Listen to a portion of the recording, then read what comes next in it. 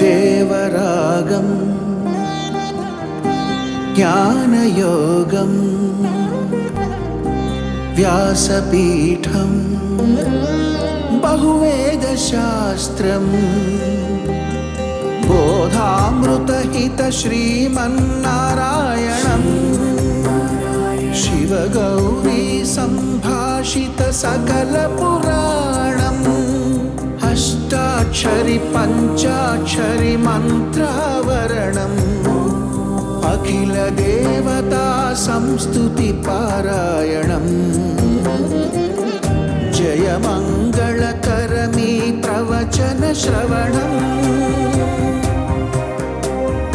అనుదినము శుభము సుఖము జీవన గమనం దేవరాగం జ్ఞానయోగం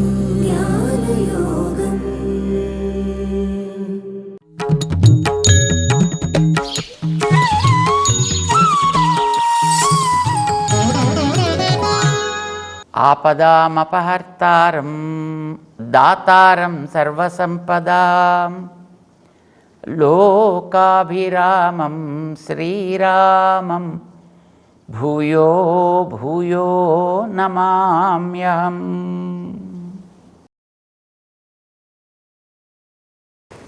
జై శ్రీమన్నారాయణ. ప్రియ భగవద్బంధువులారా,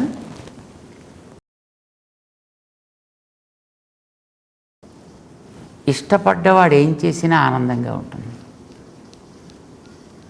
ఇష్టం లేనివాడు ఏం చేసినా భలే కఠినంగా అనిపిస్తుంది. ఇష్టమైన వాడు 4 కొట్టినా అబ్బా అబ్బా అనిపిస్తుంది.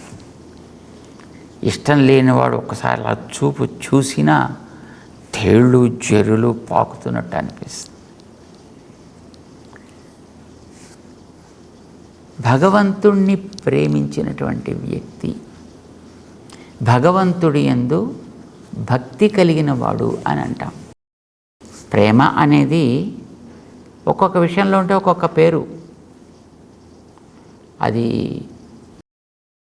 పిల్లల విషయంలో ఉంటే వాత్సల్యం అంటాం, పెద్దల విషయంలో ఉంటే గౌరవం అంటాం, లేదు ఇతర వ్యక్తుల విషయంలో ఉంటే అభిమానం అని అంటాం. దేవుడి విషయంలో ఉంటే దానికి భక్తి అని పేరు. ఈ భక్తి కలిగినటువంటి వ్యక్తి అసలు ఇంక ఏమి ఇతరమైనది కోరనే కోరడు. ప్రేమ అనేది ఎప్పుడు కూడా ఏదో ఒక లాభాన్ని ఆశించి ఉండదు. అలా ఉంటే దాని పేరు ప్రేమ అని అనరు.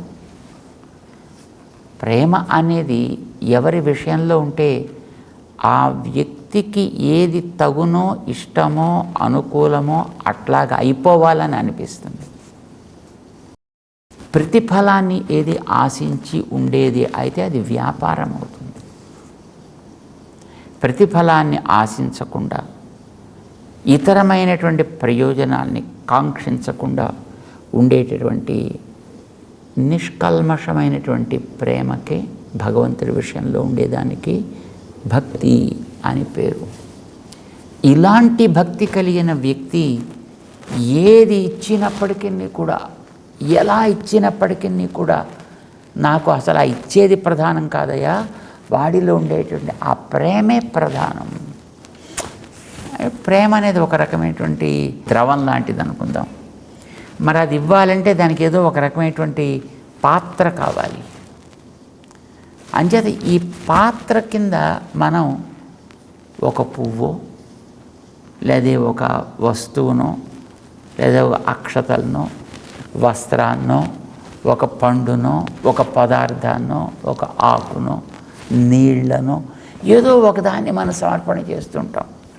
పూజ భగవంతుడికి చేసేటప్పుడు ప్రేమతో చేస్తాం కనుక ఆ పుష్పాన్ని ఒక్కసారి మనసులో భావించి ఈ మనస్సునే ఒక మంచి అందమైనటువంటి పరిమళించే పుష్పంలా చేసి ఈ బయట తీసిన వస్తువు అనేది ఒక పాత్ర, ఈ లోపలుండే భావన అందులో పోసే ద్రవ్యం, ఈ పాత్రలో పోసి ఆ ద్రవ్యాన్ని మనం ఇస్తాం. అక్కడ భగవంతుడు ఏం చేస్తాడు? ఆయన కూడా పాత్రకి ప్రాధాన్యం కాదు, ఆ లోపల పోసే ద్రవ్యానికి ప్రాధాన్యాన్ని ఇస్తాడు. మన ఇంటికి ఎవరైనా ఒక అతిథి వచ్చాడు అనుకోండి, మనం ఏదో కాఫీయో చాయో ఇస్తాం. అయితే ఇచ్చేటప్పుడు ఆ వ్యక్తికి మనం ఎలా ఇస్తున్నాం, దేంట్లో ఇస్తున్నాం అది ప్రధానం కాదు, ఆ ఇచ్చే పదార్థాన్ని చూస్తాడు.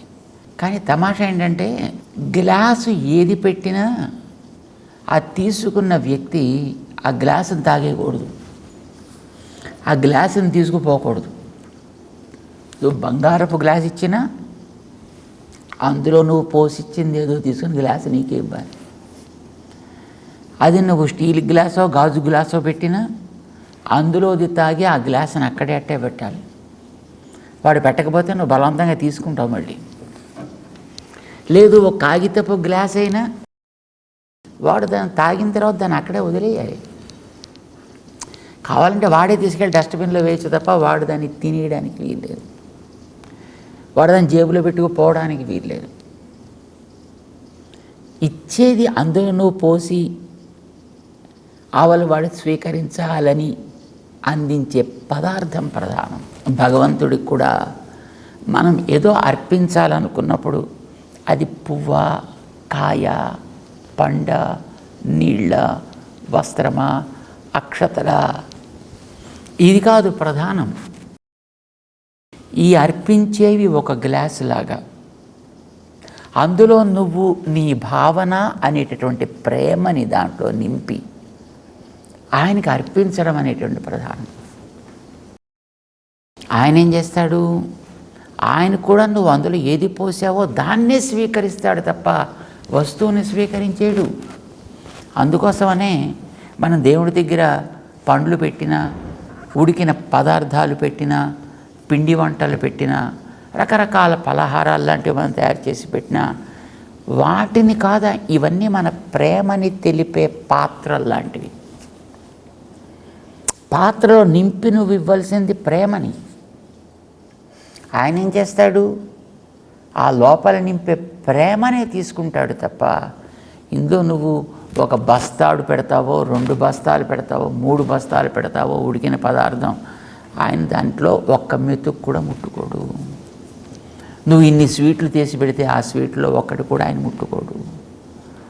లేదు నువ్వు ఇతర పదార్థాలు పెడితే అందులో ఒక్కటి కూడా ఆయన స్వీకరి. ఇవేవి ఆయన ఖర్చు పెట్టాడు. ఎందుకంటే ఇవన్నీ పైన పెట్టే గ్లాసెస్ లాంటివి. అందులో నువ్వు ఎంత ప్రేమని నింపుతున్నావో, నీ ప్రేమ ఆధిక్యాన్ని బట్టి, ఆ ప్రేమను ఆ అవతల వ్యక్తి అందు ఉండేటటువంటి గొప్పతనాన్ని భావించే భావనని బట్టి ఈ పదార్థాలన్నీ ఉంటాయి. కానీ ఆయన తీసుకునేది మాత్రం అందులో నీ భావననే. అందుచేత దాన్ని మనం అర్పించేటప్పుడు అంత ప్రేమతోటి మనం దాన్ని అర్పిస్తే ఆయన అది తీసుకొని దీన్ని అలాగే అట్టే పెడతాడు. చాలామంది పాపం ఈ రహస్యం తెలియక తూ శబరి కీ తర ఖిలాతే నహి అంటే నువ్వు ఆ శబరి తర ఖిలానా చేసినా ఆయన అవేం తిండి. ఆయనకి అవి కాదు కదా కావాల్సింది, ఆయనకి అందులో నువ్వు ఉంచే ప్రేమ కావాలి. తినని దేవుళ్ళకి నైవేద్యాలు ఎందుకండి? ఇదో కొంతమంది మహానుభావుల యొక్క ప్రశ్నలు. ఆయన తినడం కోసం రాలే, నీకు తిండి పెట్టడం కోసం వచ్చాడు. ఆయన మనకి కావాల్సింది అనుగ్రహించడం కోసం ఆయన వచ్చాడే తప్ప ఆయన తినడానికి నువ్వు పెట్టేటటువంటి ఎంత పెట్టినా ఎంత అవుతాయండి? ఎన్ని లోకాలు ముద్ద చేసి లోపల పెట్టుకున్న వాడికి నువ్వు ఎన్ని బస్తాలు పెడితే ఆయన ఓ పంటి కిందకి వస్తుంది. అది ఇవి కాదు ఆయనకు కావాల్సింది, నీ ప్రేమ కావాలి ఆయనకి. ఆ ప్రేమను అర్పించడానికి ఇవన్నీ పాత్రలా తినేది కాదు, లోపల ఉండే పదార్థం, అది నీ భావన. అందుచేత మనం దేవుడికి ఆ విధంగానే నైవేద్యం పెడతాం. అందుచేత ప్రేమతోటి మనం పెట్టేటప్పుడు అయ్యా విదురుడు అర్పించినట్టు, కుంతి అర్పించినట్టు, గోపికలు అర్పించినట్లు, ఏదో ఒక కుచేలుడు అర్పించినట్లు, మరొకళ్ళు అర్పించినట్లు ఇట్లా వాళ్ళు అర్పించిన వాటిని ఏ ప్రేమతో నువ్వు స్వీకరించావో, వాళ్ళ ప్రేమల్లో అణువంత కూడా నాలో లేదు. అయినప్పటికీ కూడా ఈ పదార్థాలు అలాంటి మహనీయులు పెట్టిన పదార్థాలని నువ్వు స్వీకరించినట్లుగా దీన్ని కూడా స్వీకరించి నన్ను కరుణించవయా అని ప్రార్థన చేస్తారు. ఈ నైవేద్యం పెట్టేటప్పుడు యా ప్రీతి విదురార్పితే మురరిపో కుంతి అర్పితే యాదృశి యా గోవర్ధనమూర్ధ్ని యా చ పృథుకే స్తన్యే యశోదార్పితే భారద్వాజ సమర్పితే శబరికాదత్తే అధరే యోషితాం యా ప్రీతిర్మునిపత్ని భక్తి రచితే అత్రాపి తాం తాం కురు. నేను అర్పించేటటువంటి ఈ శుష్కమైన పదార్థాల్లో కూడా తండ్రి వాళ్ళ ప్రేమ ఇందులో ఉంది అని భావించి స్వీకరించవయా, అలా నన్ను కరుణించవయా అని ప్రార్థన చేసుకుంటూ ఉంటారు. తమాషా ఏంటంటే మామూలుగా మనం వచ్చేటటువంటి బంధువులకి ఇస్తే వాళ్ళు ఖాళీ చేసి దాన్ని అలాగే ఎంగిలి పళ్ళెం వదిలిపెట్టేసి వాళ్ళు వెళ్ళిపోతారు. లేదా మనం కూడా అలాగే పంపిస్తాం, ఆవుకైనా లేదా గ్లాస్ అయినా ఏదైనా. కానీ భగవంతుడు అట్లా కాదు. నువ్వు అర్పించినటువంటి దాన్ని, అందులో ఉండేటటువంటి నీవు అర్పించిన ఆ ప్రేమని తాను స్వీకరించి తనకుండేటటువంటి అనుగ్రహాన్ని అందులో నింపి మళ్ళీ నీకు దాన్ని వాపసిస్తాడు. నువ్వు ఒక పండు పెట్టావనుకో, పండుతో నువ్వు పెట్టిన భావనని అందులోంచి ఆయన తీసుకుని తనకుండేటటువంటి అతి గొప్పదైనటువంటి అతి ఉదారమైనటువంటి తన యొక్క ప్రేమని అందులో నింపి నీకు దాన్ని ఇస్తాడు. అది ఎంత గొప్ప పని చేస్తుందంటే, ఇదివరకు నాకు అని అనుకున్నది పక్కవాడికి పెట్టబుద్ధి కాకుండా ఉండే స్థితిని మార్చి నీ మనసులో 10 మందితో కలిసి పంచుకుందాము అనేటట్టు చేస్తుంది. దైవ అనుగ్రహంతో పాటు వస్తుంది కనుక అప్పుడు దానికి నువ్వు పేరు మార్చి ప్రసాదం అని అంటావు. నువ్వే కొనుక్కు తింటే అది నీలో స్వార్థాన్ని పెంచుతుంది, అహంకారాన్ని పెంచుతుంది. కానీ ఇప్పుడు ఆయన అనుగ్రహంతో పాటు వచ్చేదాన్ని నువ్వు తీసుకున్నట్టయితే నీలో ఉండేటువంటి రజస్సుని తమస్సుని కడిగి పారేస్తుంది, సత్వాన్ని పెంచేట్టుగా చేస్తుంది. అందుకోసం దానికి ప్రసాదం అని పేరు పెట్టారు. దాన్ని చేత ఆయన బయట వస్తువులను తినడు. ఆయన అందులో ఉండేటటువంటి దాన్ని నీకు మంచిగా చేసి ఇవ్వాలి అనే భావంతో ఎప్పుడు ఉంటాడు ఆయన. అంచేత ఆయన వస్తువులని ఆ రకంగా గ్రహిస్తాడు. అది నువ్వు ఏదైనా అర్పించు. అందుకోసమనే ఆ అర్పించడానికి ఇవే అని నిర్బంధం పెట్టలేదు ఆయన. పత్రం పుష్పం ఫలం తోయం. రామానుజులు వారు చెప్తారు, పత్రం వా పుష్పం వా ఫలం వా తోయం వా. ఏ ఒక్కటి దొరికినా చాలు, ఇందులో అన్నీ ఉండాలి అనే నిర్బంధం కూడా లేనే లేదా. కానీ తమాషా ఏంటంటేనండి, ఇందులో ఆయనకు ఉండేటటువంటి ఆ వెర్రి ప్రేమ ఏమిటో చెప్తాడు దాంట్లో. ఇప్పుడు పత్రం పుష్పం ఫలం యోమే భక్త్యాపతం భక్త్యుపౌరుతం అస్నామి అన్నాడు ఆయన. అస్నామి ప్రయతాత్మన. వాడు నాకు ఎంతో ప్రేమతోటి ఇస్తున్నాడు కదా, వాడు ఎంతో శుద్ధమైన మనసుతోటి ఇస్తున్నాడు కదా, భక్తిని దాంట్లో నింపి ఇస్తున్నాడు కదా, అలాంటి దాన్ని నేను అస్నామి తింటా అన్నాడండి. మన వాళ్ళు అడిగారు, ఏమైనా కృష్ణ నీకు సంస్కృతం నేర్చుకున్నావా లేదా, సంస్కృతం వచ్చినా రాదా అని అడిగారు. అంటే నేను ఈ శ్లోకాలు చెప్పేది ఆయనే కదా, వచ్చునండి సంస్కృతం. ఎవరు వస్తే అదేమిటయ్యా వాక్య ప్రయోగం చేత కాదు నీకు. పత్రం అసినామి తింటాను అనొచ్చు. పుష్పం ఏదో కొన్ని పువ్వులు కూడా తింటాం, అది గులాబీ పువ్వులు లాంటివి చూడండి, కొన్ని బాగుంటాయి, రుచిగా ఉంటాయి, అలాంటివి కూడా తినచ్చు. పత్రం పుష్పం ఫలం, సరే ఫలాలు తింటాం, ఎలాగో మనకు తెలుసు. తోయం అంటే నీళ్లు. నీళ్లు తింటానంటే నీళ్లు తాగుతాననాలి. అందుకే అది కూడా అసినామి అన్నావు. నీకు సంస్కృతం వచ్చినా నీకు? పత్రం పుష్పం ఫలం అసినామి, తోయం పిబామి అని కదా అనాలి. ఆ తోయం కూడా అసినామి ఏమిటి? ఇప్పుడు నీళ్లు నవ్వులే వాళ్ళు కొంతమంది ఉంటారండి. మనకు కూడా తెలుసు. ఏదైనా అడిగినప్పుడు వాడి దగ్గర చెప్పడానికి సమాధానం లేకపోతే నీళ్లు నవ్వులుతూ ఉంటాడంటారు. అలాగే ఈయనేమైనా నీళ్లు నవ్వులుతున్నాడా అంటే ఎన్నో అసినామి. తమిళ భాషలో ఒక ప్రక్రియ ఉందండి, ఒక ఒక ఒక అలవాటు. మామూలుగా ఏదో కాఫీ అంటే కాఫీ సాపడరాయా అంటే కాఫీ తీసుకుంటారా మామూలుగా అయితే మన ఏమంటే కాఫీ తాగుతారా తాగుతారా అంటాము. ఏమండి are interested in a coffee, cup of coffee, can you drink it అని అడుగుతారు మామూలుగా మిగతా భాషల్లో. కానీ తమిళం వాళ్ళకి ఒక ప్రాంతీయమైనటువంటి ఒక పద్ధతి ఒకటి ఉందండి. అదేమిటి? కాఫీ కుడికరియా, కుడికై అంటే కాఫీని తీసుకోవడం అని అర్థం. అంటే అది కూడా కాఫీ సాపడరాయా అంటే కాఫీని తింటావా, అది వాళ్ళ భాష. అది మరి ఈయన తమిళం వాడు ఏమిటో మనకు అర్థం కాదు.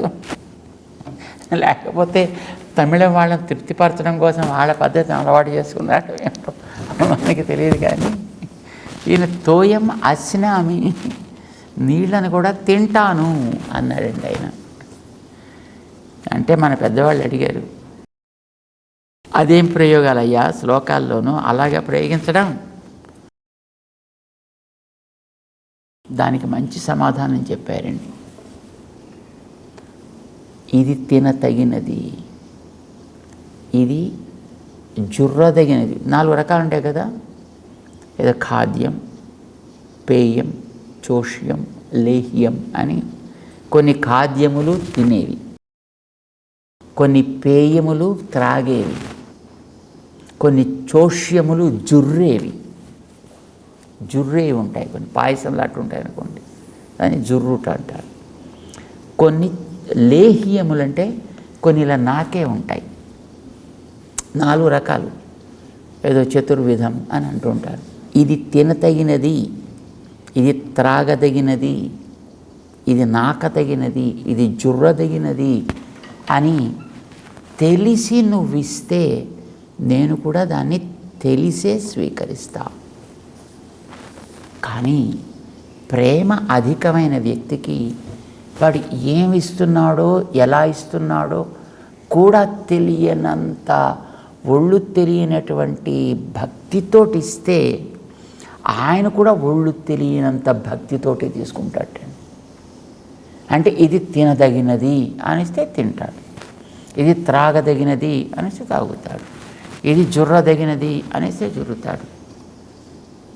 తెలిసి నువ్విస్తే ఆయన తెలిసి తీసుకుంటాడు. నువ్వు తెలియనంత తన్మయత్వంతో నువ్విస్తే ఆయన కూడా అంత తన్మయత్వంతో స్వీకరిస్తాడు. తినదగినదేదో, త్రాగదగినదేదో, జుర్రదగినదేదో కూడా తెలియకుండా ఆయన కూడా అట్లనే స్వీకరిస్తాడు. దీనికి ప్రతీకే విదుర అన్నాని బుభుజే. విదురుడిచ్చినటువంటి పండుని ఆయన తొక్కలు ఇచ్చాడంట, కానీ అది తొక్కో పండో కూడా తెలియనంత ప్రేమతోటి ఆయన ఇస్తే అంత ప్రేమతోటి ఈయన కూడా తీసుకున్నాడే. మీ ఇష్టం ఏంటంటే అలా చెప్పడం? భగవంతుడి స్వభావాన్ని మీరా నిర్ణయం చేసేది. ఆయన ఇలా తీసుకుంటాడు, అలా తీసుకుంటాడు, లేకపోతే ఆయనకి మీరు నేర్పుతున్నారా ఇలా తీసుకోవాలి నువ్వు అని? అంటే మనం చెప్పడం కాదయ్యా, మోక్ష ధర్మమే చెబుతోంది. ఏమని? యా క్రియా సంప్రయుక్తా స్యుః ఏకాంతగత బుద్ధిభిః తాః సర్వాః శిరసా దేవ ప్రతిగృహ్ణాతి వై స్వయం. ఏవైనప్పటికీ కూడా అవి నువ్వు భగవంతుడికి సమర్పణ చేసేటప్పుడు ఏకాంతగత బుద్ధిభిః ఆయనకి సమర్పించడమే లక్ష్యముగా అందించేటటువంటి వాళ్ళకి వాళ్ళు ఏవైనా సరే తా సర్వాహ ఆ వస్తువులన్నిటినీ కూడా ఆ క్రియల్ని అన్నిటినీ కూడా శిరసా గృహ్ణాతి వైస్వయం. ఆయన ఒక్కొక్కటి తన శిరస్సున ధరించి స్వీకరిస్తాటండి. అంత ప్రేమతోటి, అంత ఆదరంతో. ఆ భక్తి లేకుండా నువ్వు ఇచ్చేవి ఎంత గొప్పవైనా, అవి ఎంత విలువైనవైనా, నువ్వెంత గొప్పవాడివైనా అసలు వాటికేసి కన్ను కూడా పెట్టడు ఆయన. ఆ భక్తి లేకుండా కనుక నువ్వు ఇచ్చినట్లయితే, ఇది కూడా చెప్పారండి, అణ్వపి ఉపహృతం భక్తై మమ భోగాయ జాయతే. భక్తి కలిగినటువంటి వ్యక్తి ఒక అణువును తీసుకొచ్చినా నాకు అది ఎంత ఆనందాన్ని ఇస్తుందో భగవంతుడు చెప్పిన మాట ఇది. భూరియపి అభక్తోపహృతం నమే భోగాయ జాయతే.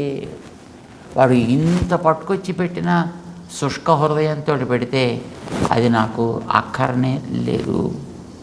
వాడు అణువిచ్చినప్పటికీ కూడా ప్రేమతోటిస్తే అది నాకు ఎంత ఆనందమో. రుక్మిణీదేవి విషయంలో మనవాడు చెబుతూ ఉంటారు, మనకు అందరికీ తెలుసును. సత్యభామాదేవి ఏదో ఒక వ్రతం చేసినప్పుడు నారదుల వారి చివరొచ్చి తులాభారం చేయాలి, ఆయన బరువు ఉండేటటువంటి బంగారం ఇచ్చేస్తే సరిపోతుంది, లేకపోతే ఆయనని మేము తీసుకుపోతాము అన్నట్టండి.